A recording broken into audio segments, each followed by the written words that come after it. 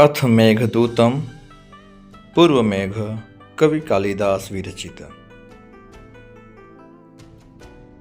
कश्चित् कान्तां विरह गुरुणा स्वाधिकारात्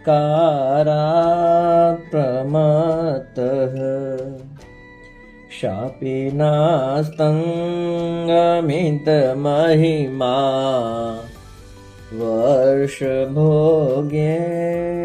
भर्तुः यस्य शक्रे जनकतनया स्नानपुण्योदकेषु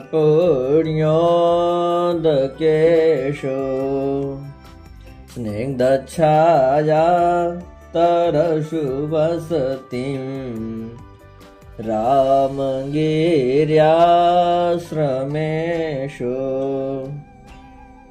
कोई यक्ष था, वह अपने काम में असावधान हुआ तो यक्षपति ने उसे श्राप दिया कि वर्ष भर पत्नी का विरह सहो। इससे उसकी महिमा ढल गई।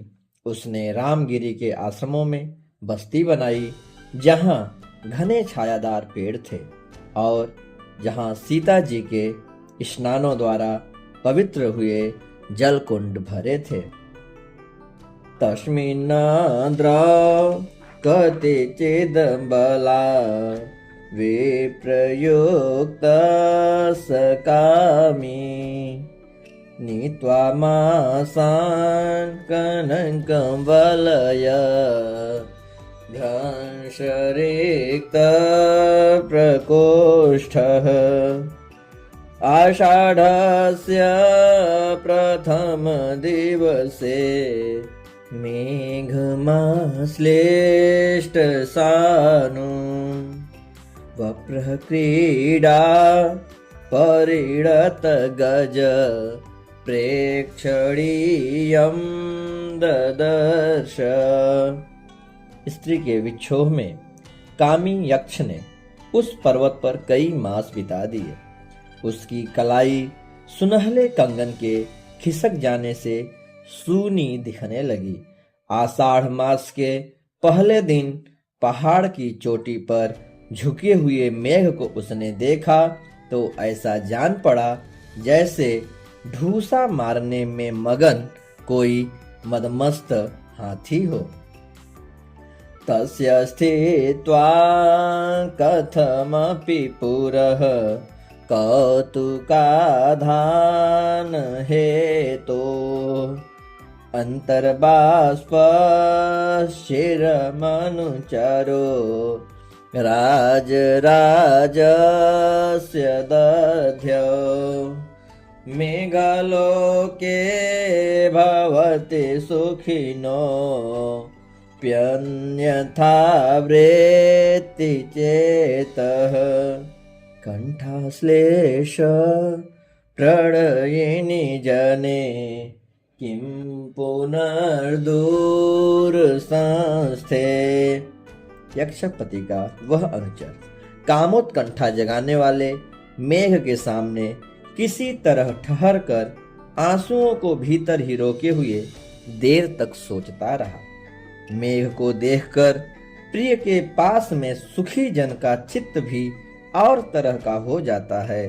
कंठ आलिंगन के लिए भटकते हुए विरही जन का तो कहना ही क्या।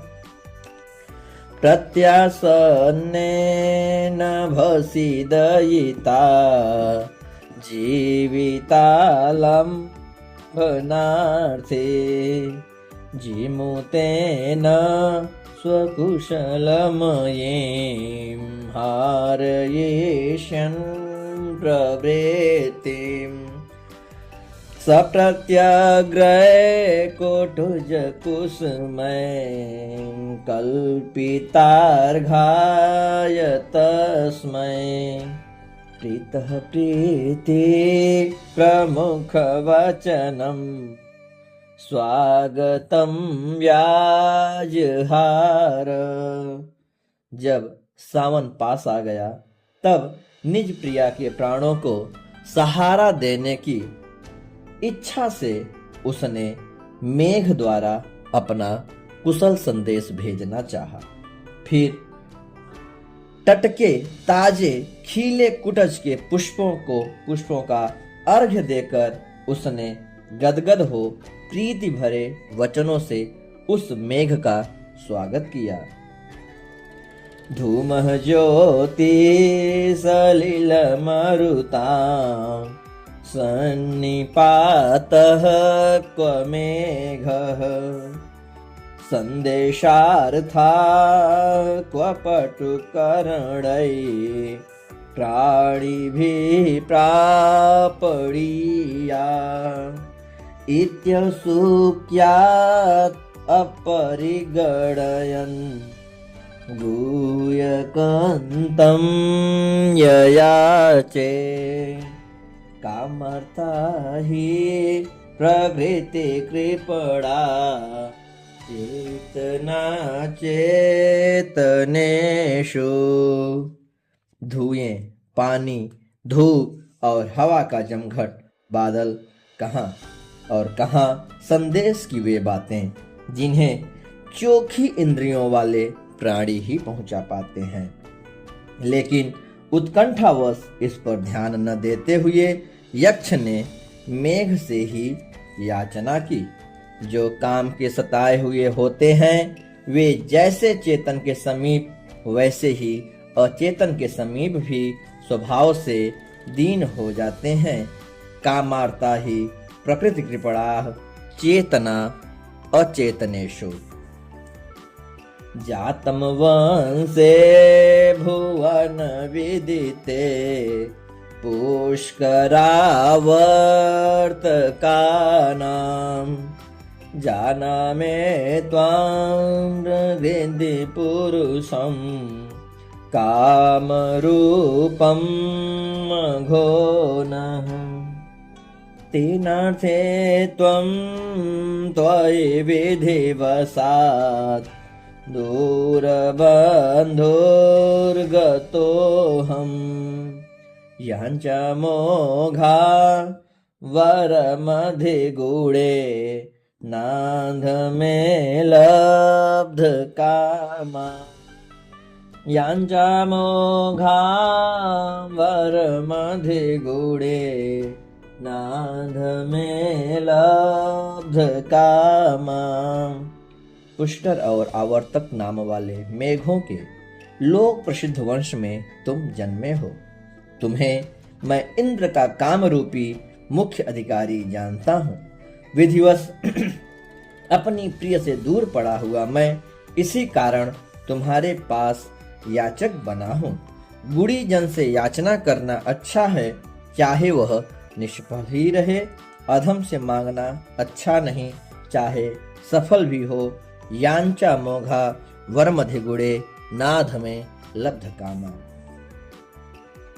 संतप्तानां ध्वमसे शरणं तत्पयोद प्रियाया संदेशं मे हर धनपते क्रोधविश्लेषितस्य गन्तव्याते वसतिरलका नाम यक्षेश्वराणां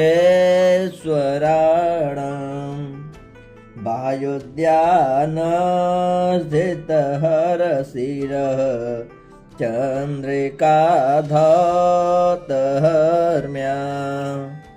जो संतप्त हैं, हे मेघ, तुम उनके रक्षक हो, इसलिए कुबेर के क्रोधवश विरही बने हुए मेरे संदेश को प्रिया के पास पहुंचाओ। यक्षपतियों की अलका नामक प्रसिद्ध पुरी में तुम्हें जाना है, जहां बाहरी उद्यान में बैठे हुए शिव के मस्तक से छिटकती हुई चांदनी उसके भवनों को ध्वलित करती है।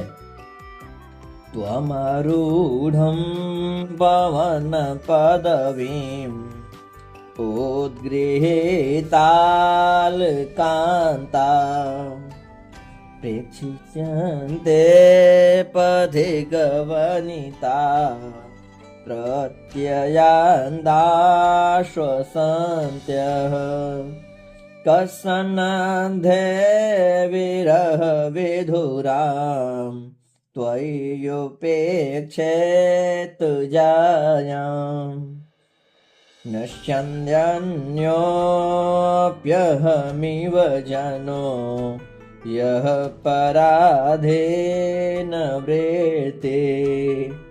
जब तुम आकाश में उमड़ते हुए उठोगे तो प्रवासी पथिकों की स्त्रियां मुंह पर लटकते हुए घुंघराले बालों को ऊपर फेंककर इस आशा से तुम्हारी ओर टकटकी लगाएंगी कि अब प्रियतम अवश्य आते होंगे। तुम्हारे घुमड़ने पर कौन सा जन विरह में व्याकुल अपनी पत्नी के प्रति उदासीन रह सकता है, यदि उसका जीवन मेरी तरह पराधीन नहीं है। अर्थात यक्ष यहाँ पर अपने आप को शापित बताते हुए और अपने आप को अपनी पत्नी से अलग रहने का दुख प्रकट करता है। मंदः मंदं नोदति पवन चानुकूलो यथा त्वां वामस्यायं नदति मधुरं चाकतस्ते सगन्धः गर्भाधान क्षण परिचयात् नूनमबद्धमाला सेविष्यन्ते नयन सुभगम् खे भवन्तं बलाका। अनुकूल वायु तुम्हें धीरे धीरे चला रही है। गर्व भरा यह पपीहा तुम्हारे बाएं आकर मीठी रटन लगा रहा है। गर्भाधान का उत्सव मनाने की अभ्यासी बगुलियां आकाश में पंक्तियां बंद होकर नयनों को सुभग लगने वाले तुम्हारे समीप अवश्य पहुंचेंगी। ताम चावश्यम देवस गणना तत्परामेकपत्नीं पव्यापन्नाम् अविहगत्यगतिर्द्रक्ष्यसीं भ्रातृजायाम् आशाबन्धः कुसुमसदृशम् पायशोऽह्यङ्गनानाम् सद्यः पाति प्रणयि हृदयं विप्रयोगे रूढधीः आशाबन्धः कुसुमसदृशं प्रायशोऽह्यङ्गनानाम् सद्यः पाति प्रणयि हृदयं विप्रयोगे रूढधे। विरह के दिन गिनने में संलग्न और मेरी बाट देखते हुए जीवित अपनी उस पतिव्रता भौजाई को तुम हे मेघ बिना रुके पहुंचकर तुम अवश्य देखना। नारियों के फूल की तरह सुकुमार प्रेम भरे हृदय को आशा का बंधन विरह में टूटकर अकस्मात बिखर जाने से प्रायः रोके रहता है। कर्तुम यच्च प्रभवति महिम् ओच्छिलिन्ध्रामवन्ध्याम् तच्छ्रुत्वा त्रे श्रवण सुभगम् गर्जितं मानसोत्का आकैलासाद्वेषकेशलयत् छेदपाथेऽवन्तः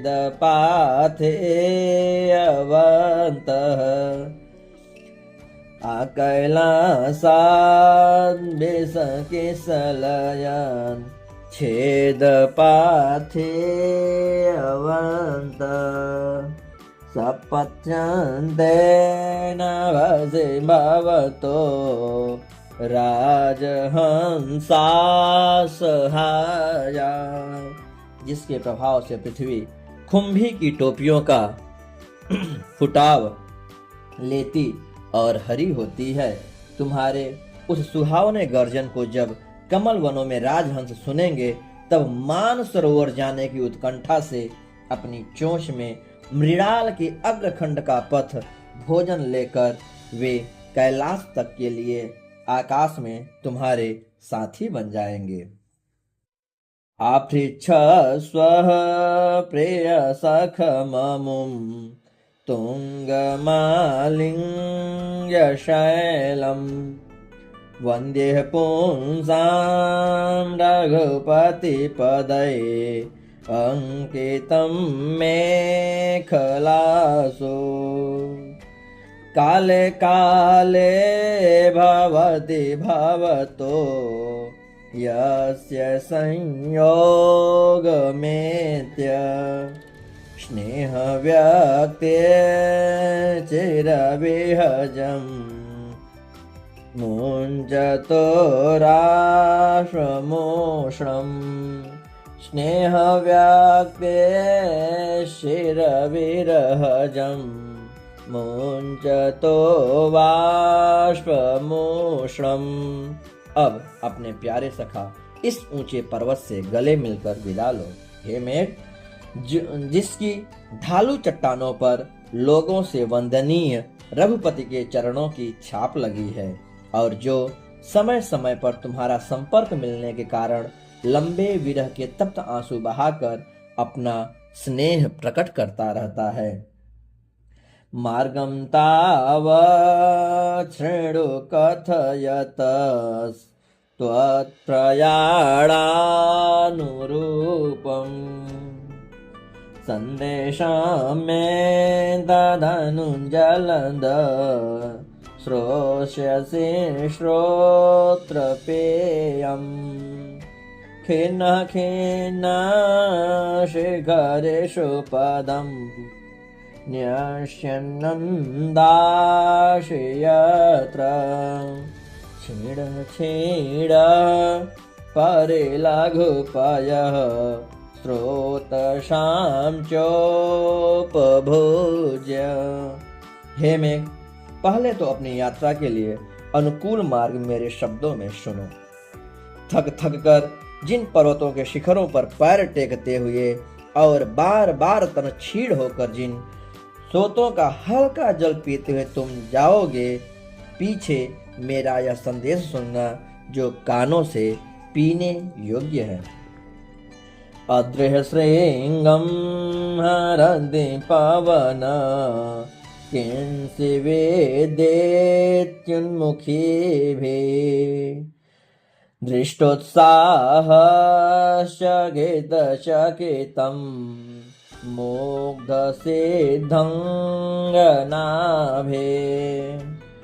स्नानादस्मात् सरसनिचूलात् उत्पतो दृङ्मुखखम् धिङ्गानागां बधि परिहरन् स्थूलहस्तावलेपान् दिङ्नागानां बधि परिहरन् स्थूलहस्तावलेपान्। क्या वायु कहीं पर्वत की चोटी ही उड़ाए लिए जाती है? इस आशंका से भोली बालाएं ऊपर मुंह करके तुम्हारा पराक्रम चकित होकर देखेंगी। इस स्थान से जहां बेंत के हरे पेड़ हैं, तुम आकाश में उड़ते हुए मार्ग में अड़े दिग्गजों के स्थूल शुंडों का आघात बचाते हुए उत्तर की ओर मुंह करके जाना। रत्नछाया व्यतिकर इव प्रेक्ष्य मे तत्पुरस्ता द्वल्विमाकाग्रत प्रभवति धनु खण्डमखण्डलस्य येन श्यामं वपुहरति तरां येन श्यामं वपुरति तरां कान्तिमापश्यते ते बरहेणे स्फुरित रुचिना गोपवेशस्य विष्णो। चमचम करते रत्नों की झिलमिल ज्योति सा जो सामने दिखता है, इंद्र का वह धनुखंड बावी की चोटी से निकल रहा है। उससे तुम्हारा सांवला शरीर और भी अधिक खिल उठेगा, जैसे झलकती हुई मोर शिखा से गोपाल वेशधारी कृष्ण का शरीर सज गया था। दोस्तों, आज हम सभी पूर्व मेघ श्लोक 1 से 15 का पारायण और भावार्थ सहित किए हैं। अगले वीडियो में हम सभी श्लोक 16 से श्लोक 30 और इसी प्रकार से आगे भी जानेंगे। धन्यवाद। नमः संस्कृत।